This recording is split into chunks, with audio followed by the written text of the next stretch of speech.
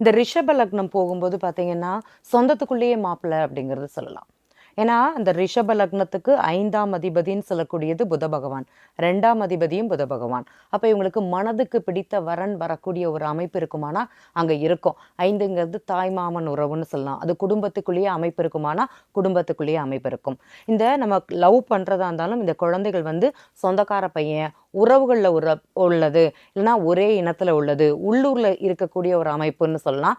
அந்த மாரி வரன் அப்படிங்கிறதா இந்த ரிஷப லக்னம் போகும்போது அமையும். சிலருக்கு பார்த்தீங்கன்னா, பொண்ணோட வயதையும் காட்டிலும் ஆணுக்கு வயது அப்படிங்கிறது கொஞ்சம் கம்மியா இருக்கும். 1 வயசு இல்லன்னா ஒரு 6 மாசம் அப்படிங்கிறது கம்மியாக இருக்கக்கூடிய வரன் அப்படிங்கிறது இங்க அமையுமானா கண்டிப்பாக அமையும்.